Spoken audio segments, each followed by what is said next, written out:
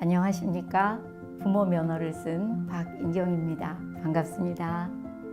저는 25살 되던 해 가을에 교회를 처음 나갔어요. 그날 저를 도와주시던 대학부 헬퍼가 영접 기도문을 기도하는 마음으로 읽으라고 하셨어요. 주님, 나 같은 죄인을 대신해서 십자가에 죽으심을 감사합니다. 이렇게 써 있었는데 제가 이런 생각을 하고 있더라고요. 버스에서 자리만 비켜줘도 감사하다고 인사하는데 내 대신 죽으신 분한테 어떻게 감사하단 말로 다 될 수가 있지? 라는 생각이 들면서 동시에 성령님이 제 안에 들어오셨어요. 그때까지 죄인지도 몰랐던 제 모든 죄악된 행동들이 눈앞에 슬라이드처럼 보이고 스쳐 지나가는 거예요. 얼마나 많이 울었는지 대학부 형제 자매들이 다 갔더라고요. 그렇게 예수님을 뜨겁게 영접하고 6년이 지난 다음에 결혼을 했어요.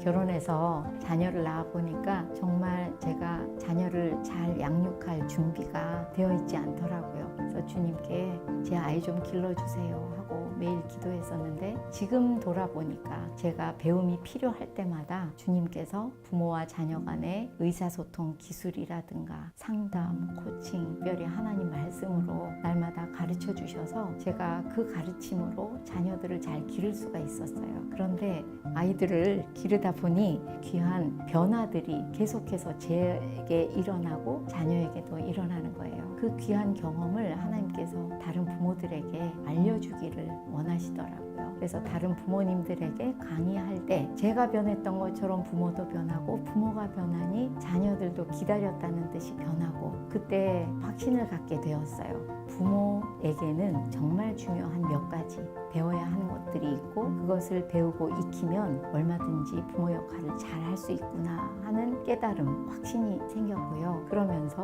운전자에게 면허가 필요하듯 부모에게는 면허가 필요하다는 깨우침이 생기게 되었어요. 그렇게 주님께서 저에게 가르쳐 주신 대로 저도 부모님들을 훈련하고 강의하면서 부모학교 1, 2, 3학기가 정리되고 또 탄생을 한 것 같습니다. 저는 사람을 볼 때 장점보다는 약점을 먼저 보던 사람이에요. 제가 자란 가정도 엮이는 가정이고 제 마음에는 친정 아빠가 엄마를 좀 더 사랑해 주셨으면 하는 그런 상처난 마음이 있었어요. 그런데 주님을 영접하고 나니까 사람들이 모두 작은 예수처럼 너무 귀하게 보이기 시작했어요. 그러던 어느 날 성경 말씀을 읽는데 남자가 여자의 머리라고 써놓으셨더라고요. 다른 말씀처럼 금방 아멘이 잘 안 나오는 거예요. 그래서 그때 내 마음에 아직도 부정적인 남성상이 남아있구나 생각을 하고 결혼하기 전에 기도를 많이 했어요. 하나님, 저에게 만약에 가정을 이루게 하신다면 정말 저는 하나님 말씀에 순종하는 가정 그리고 하나님 질서대로 사는 가정 꼭 한번 살아보고 싶어요. 간절하게 기도해서 그랬는지 결혼해서 남편을 만나보니 분명히 약점이 많은 사람인데 정말 좋은 점, 멋있는 점, 귀한 점 이런 게 보이는 거예요. 사랑스럽게 보였고 결혼 전에 했던 기도가 이게 하나님께 기억된 바 된 것 같아요. 제가 여러 청년들을 상담하고 코칭하다 보면 남편감을 찾을 때 단점부터 보더라고요. 저도 그랬어요. 맨 처음에는 나하고 맞을까 저 사람이 이렇게만 봤지만 일단 상대방을 하나님이 너무 귀하게 여기는 한 사람, 한 하나님의 아들가 정말 사람이 똑바로 보이더라고요. 그래서 그 재미가 결혼해서 연장이 된 것 같아요. 그것을 제 안에만 두기가 너무 아까워서 남편에게 당신 이럴 때 너무 멋있다라고 말해주고 또 포스트잇에 써서 주머니에도 넣어주고 가방에도 넣어주고 그러기 시작했어요. 그런데 남편이 너무 행복해하는 거예요. 근데 얼마 지나지 않아서 제가 남편에게 주었던 모든 찬사가 저에게 돌아오더라고요. 그래서 제가 왜 하나님께서 가정 안에서는 특별히 하나님의 말씀대로 살라고 하시는지 깨닫게 된 그런 계기가 되었죠.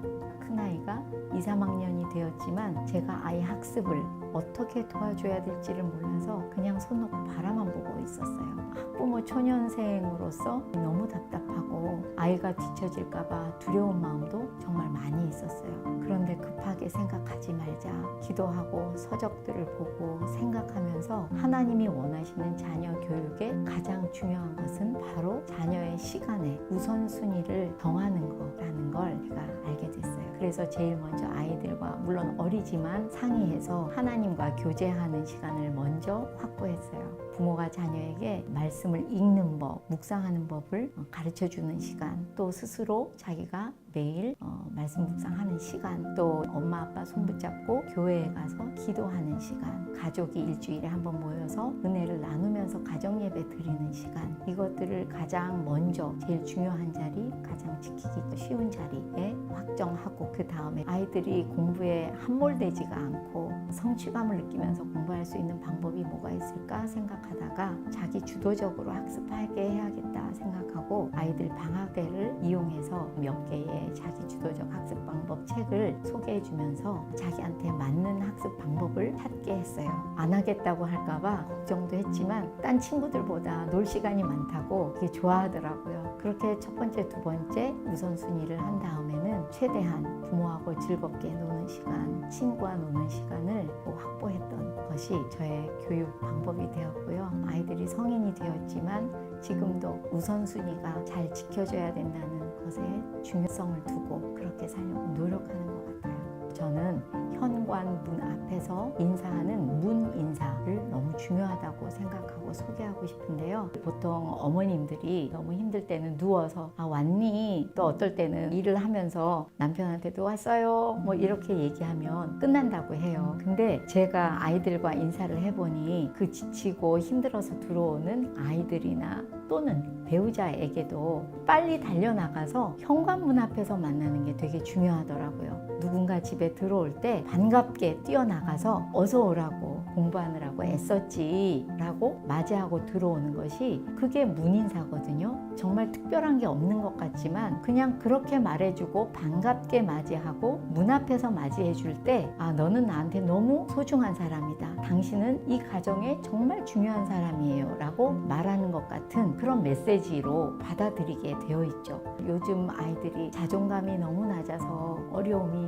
많거든요. 근데 그 아이들에게 좋은 코칭 프로그램이나 자존감을 올릴 수 있는 프로그램을 아무리 해줘 봐도 단기간에 올라가지도 않고 부모 자녀 간의 관계를 통해서 올라가는 거기 때문에 문 인사는 굉장히 좋은 방법이라고 저는 생각해요. 쉬운 방법이기도 하고요. 부모님들이 살아온 세대보다 지금 자녀들이 사는 세대가 너무 어렵고 너무 힘든데 그들이 집에 들어올 때 너는 정말 우리 집에서 중요한 사람이고 나한테 소중한 사람이라고 말하는 문 인사를 해주시는 것 추천해 드립니다.